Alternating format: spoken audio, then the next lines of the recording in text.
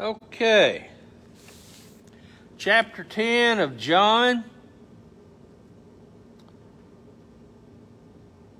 Jesus speaking here, most assuredly I say to you, he who does not enter the sheepfold by the door, but climbs up some other way, the same's a thief and robber.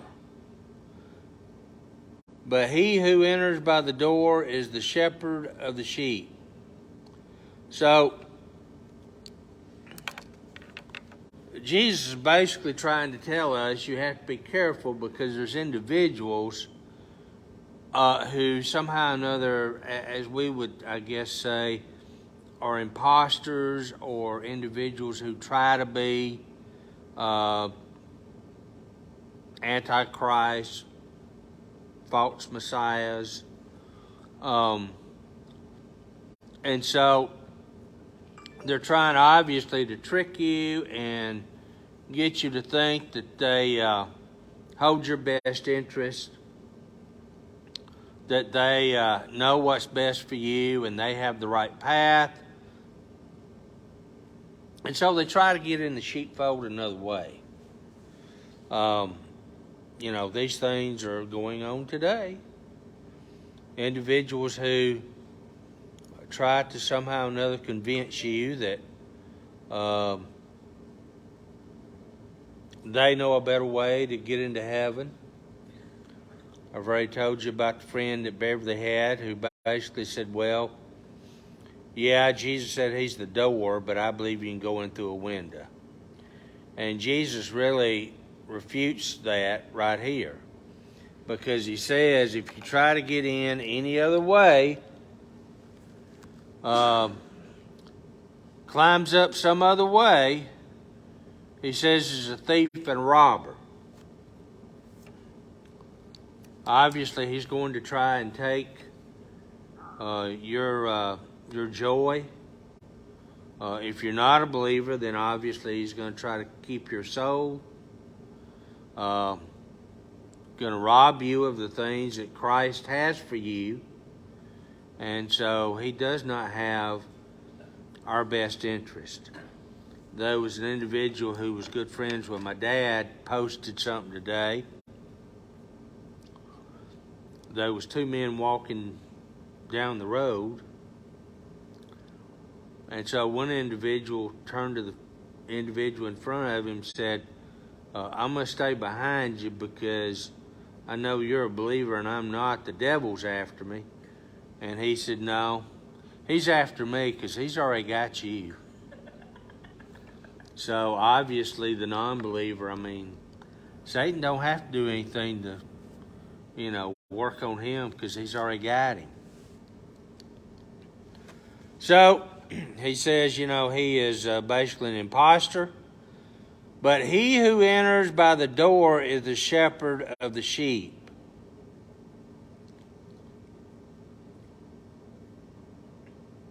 So obviously Jesus talking about he is the shepherd. He has done what is necessary to provide for our salvation, for our safekeeping, for the things that matter to God. And so it says that he is the shepherd. To him the doorkeeper opens, the sheep opens, and the sheep hear his voice, and he calls his own sheep by name and leads them out. And so, how do we know the voice of Jesus? Well, if you've ever, if your children ever got separated from you in the grocery store or somewhere, and if by some reason you hollered their name out, they could probably tell who Mom and Daddy were. It didn't matter who hollered. They know Mom and Daddy's voice, and they Now, y'all, I'm sure y'all never used the three-letter name, did you? No? Like the John Wayne, whatever, you use the whole name. When my mom did that, I knew I was in trouble. So she called my whole name out, I was in trouble. But anyway, so we know his voice. So it really shouldn't. Now I understand there's some times when we question. But really, whose fault is that? Is that Jesus' fault that sometimes we have difficulty distinguishing his voice? We're not really where we ought to be spiritually. And so because of that, maybe, we don't hear him so well because we've got drowned out with the world. We let all these other things kind of creep in on us, and we're hearing the world more than we're hearing him. And so it is kind of hard to hear him because we have chosen to go the way of the world. And so he says, the sheep know my voice, and they listen to it. And when he brings out his own sheep, he goes before them, and the sheep follow him, for they know his voice. Now, he's obviously using the example of the sheep in modern day there, talking about how sheep will follow the shepherd. And so the shepherd doesn't have to sit there and round them up like you do cattle. When the shepherd walks out of the corral or whatever, they follow him. They know it's the shepherd. They know he's the one that's going to take care of them. He's the one that's going to watch out for them. He's the one that's going to protect them. And so they follow him because they know he's the shepherd. And so when he leaves the corral, they follow him. Same thing should be true of you and I. We should certainly be willing to follow Jesus. Why? Well, kind of the same reasons I mentioned about sheep. He has our best interest. He's going to protect us. He's going to watch over us. He's going to guide us. He's going to take us, as the psalmist says, to green pastures. Now, I don't know your history. I don't really need to. But if I were to take a guess, I would say probably most of you in here, especially when you were starting out, had some tough days. You had more month than you had money, and it was hard, it was tough. You might have had a child or two, and then you had to somehow or another worry about trying to put diapers on them, try to somehow or another feed them, and, just try to, put food on the table and clothe them and all that stuff. Anyway, every one of us made it. We're all sitting here and we made it through. Well, how did we make it through? Because Jesus took care of us. And so that don't mean obviously you're not going to have some rough spots. Sheep, when they're grazing, sometimes they may fall off a little ravine. And so the shepherd obviously has to go and get them out of the ravine. Sometimes they may kind of wander off and they may find themselves in danger. A coyote, a wolf, or something or another might get after them. Of course, the shepherd does what he can to protect them. And the same thing is true of God, of Christ. He watches over and protects us, even though sometimes we make mistakes and we go places we shouldn't, do things we shouldn't. But he's there for us. Yet they will by no means follow a stranger, but will flee from him, for they do not know the voice of strangers. So a sheep will not follow a stranger. Don't know who he is. Don't know if he's got their interest at heart. Don't know if he's going to protect them. And so they don't want to follow him.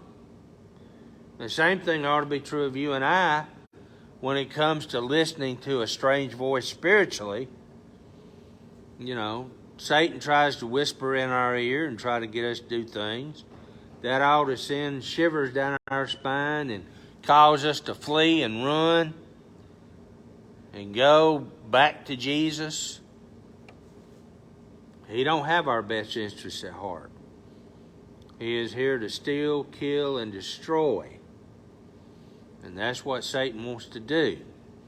He wants to do everything he can to hurt your testimony, everything he can to somehow or another break you, everything he can do to somehow or another make you miserable in life. And that's what he's about.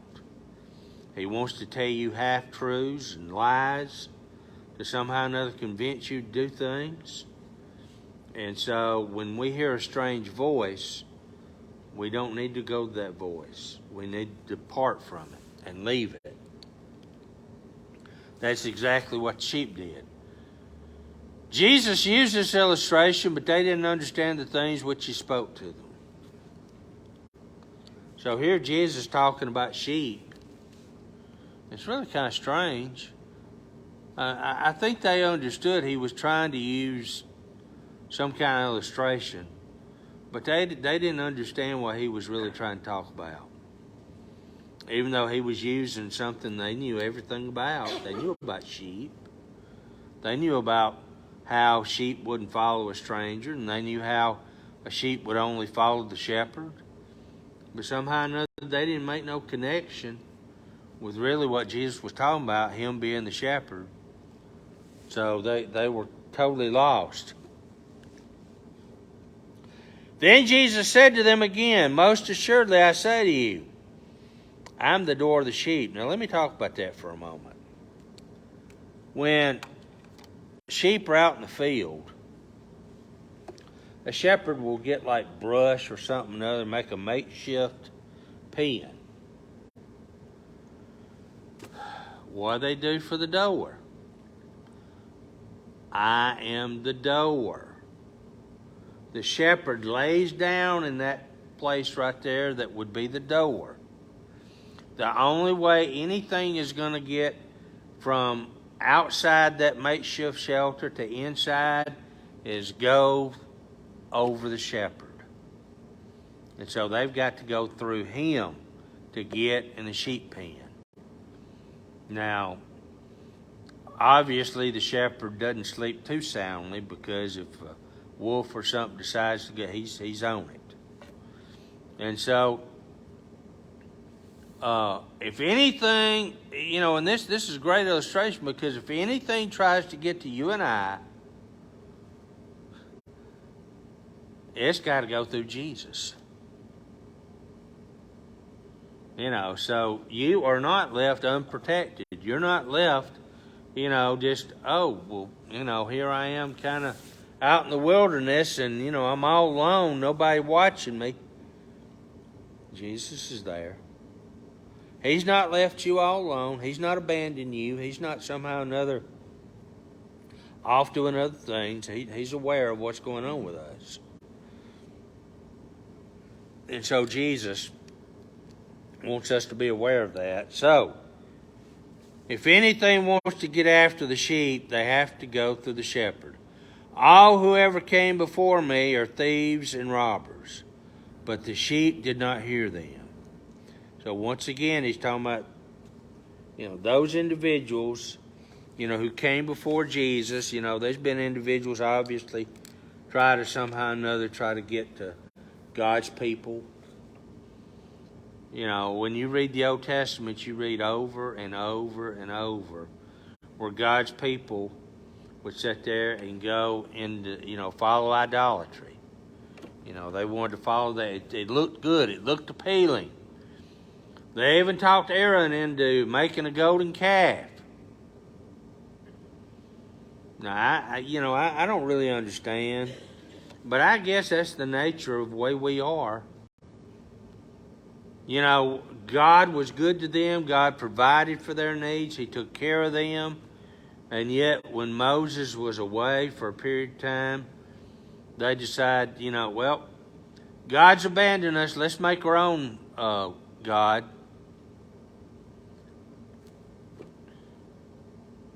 We still do that today.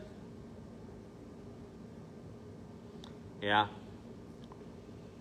Because God's been good to us. He provided for you. He took care of you. You can go back, and if you could write a book, you could probably write a marvelous story of how God protected you and took care of you and provided for you. And yet a bump in the road comes, and you start wringing your hands and sweating it because you just don't know what you're going to do. How you going to get through this? How you going to make it? This is, I don't know what I'm going to do. And so individuals are trying to take God's people. But we don't need to listen to them. I'm the door. There again, the door. If anyone enters by me, he'll be saved. And will go in and out and find pasture. So when you're in the precious arms of Jesus, He's going to obviously let you do things and protect you and watch over you and provide for your needs. That doesn't mean that obviously you can sit there and pray for, this car or that car or this whatever. My car is about, 10 years old. I think, it runs fine, good, all this kind of stuff. But I think I want me a new one. Well, there ain't nothing wrong with it. But, is that really the thing you need to do? And so He doesn't always provide for our wants. But He does provide for our needs. I think I told you many, many years ago, my dad, where he worked, they went on strike. And I got so tired of shelling peas. Dad would go buy a bushel of peas, and we had to shell them. And we had taters and peas, I think, every meal. But I like taters. And I liked peas too, so I didn't mind. Now, I didn't remember, but my mom said a few years ago she wasn't able to have a whole lot of meat with the meals. I don't even remember. And I forget how old I was. I think it might have been when I was 16, 17 years old. 15, 16. Certainly I was old enough to remember, but I didn't know. I mean, I knew Dad was on strike, but I don't know. I guess I just figured Dad'd take care of us, and He did. God took care of us. Yeah, we ate every meal and didn't go wanting. God took care of us. And that's exactly what God will continue to do for you and I. So,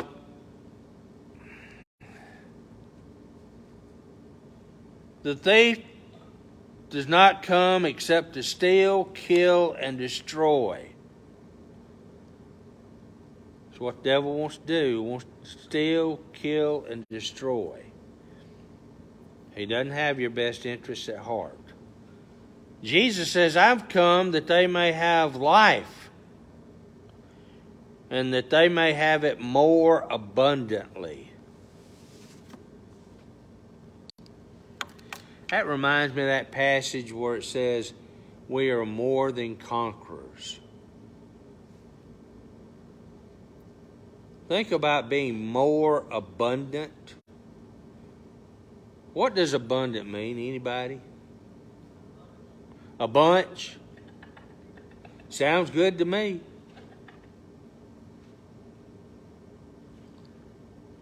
So I guess you could say bunches and bunches, huh?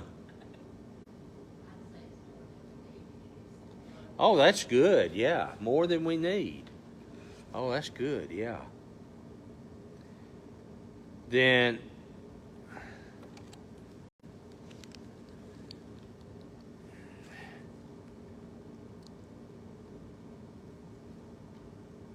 we'll have life and have it more abundantly. It's just, just oozing out with joy and all of that, the pleasure of having life and living, and we have purpose and meaning. So what a great thing to know that we have life more abundantly.